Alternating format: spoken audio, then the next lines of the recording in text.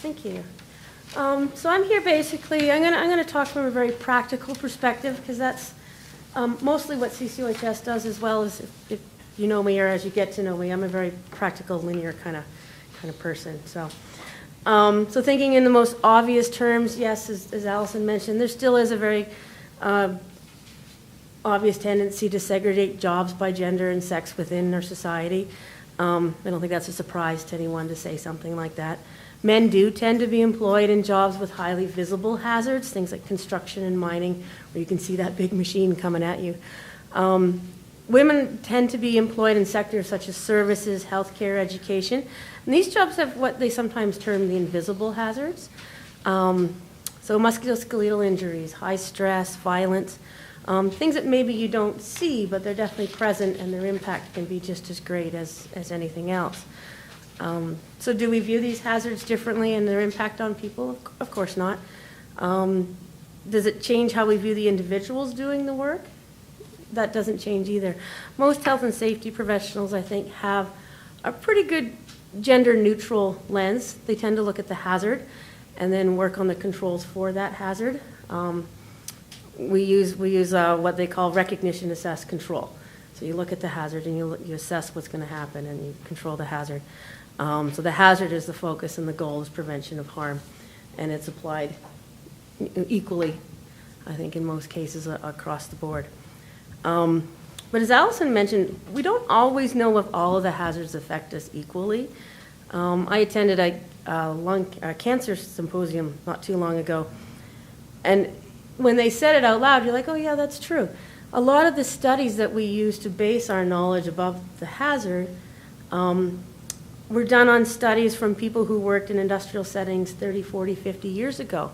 And back then there weren't a lot of women that worked in those industries and or were exposed to the chemicals that they were looking at.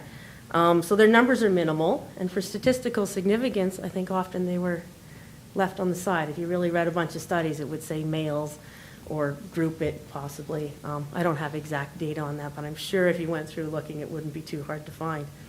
So it just raises the question to make sure that we, where it matters, that we have looked at the differences between sexes and how these chemicals can affect each other.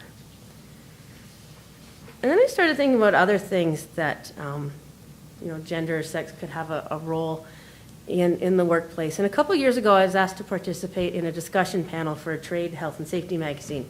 And the topic was women at work, and they sat down a whole bunch of women at the table, and there were organizational leaders and union leaders, and it was a good mix of, there was actually a government representative as well.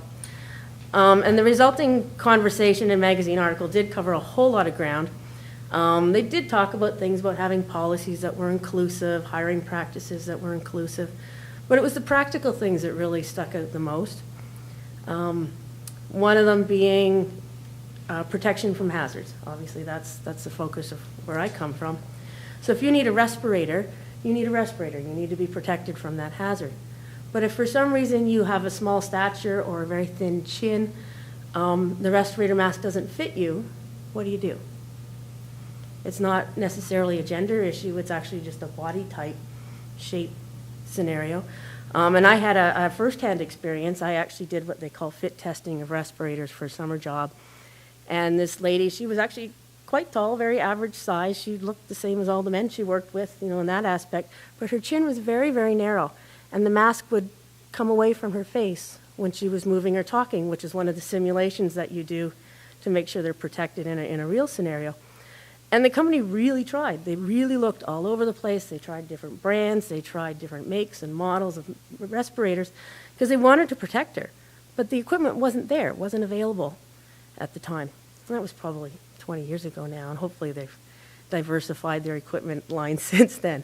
But it was just a good reminder that it actually has nothing to do with, sex or gender. It was everyone needs an accommodation at some point, because if you lined up 100 men or 100 women of all different body shapes and sizes, you're going to run into this one size does not fit all scenario.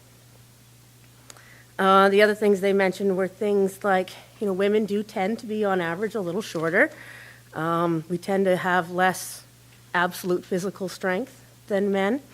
So if you're thinking in terms of working at a station on an assembly line, if something's too high for you and your arms are always up straining your shoulders, I think someone's going to be speaking to musculoskeletal next, but just having a workstation that is adjustable can make a really big difference. You find this with your computer desks and everything. Everyone likes a different height. Again, line up all the men, all the women at different heights, and you're going to find that one size doesn't fit all. So having those accommodations will work for everyone. But the main thing that really stuck out for me at that discussion panel was the discussion we had on washrooms. And I know that might seem a little funny, but it was washrooms and mostly the lack thereof. And the end of the story was the lack of a washroom could lead to poor job security. So I'll connect the dots for you because I know that's not often a logic leap that we make. And especially the union leaders that were there, they were talking about how women were joining constructions and trades and working in those jobs, and they did not mention their acceptance of the women doing the job. That was understood. They did the job well. It wasn't discussed. The bigger issue was that most women can't really use a fence post for privacy while they're having a pee out behind the construction site. So, and their references were they were very concerned about this, and they brought it up several times.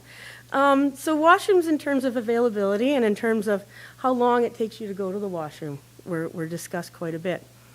And the time part as well might not seem as straightforward either.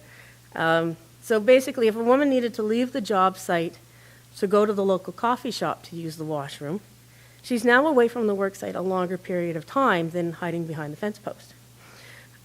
So being away from the job meant she wasn't getting her work done, and that led to the job security issues.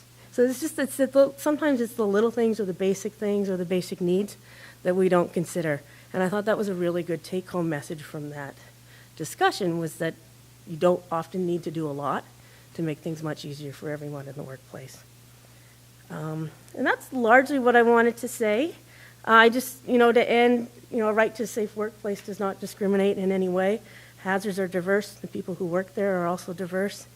And health and safety professionals are taught to recognize hazards, and maybe a little reminder to include the people that are in the, doing the work themselves is also a very good reminder for everyone. Thank you.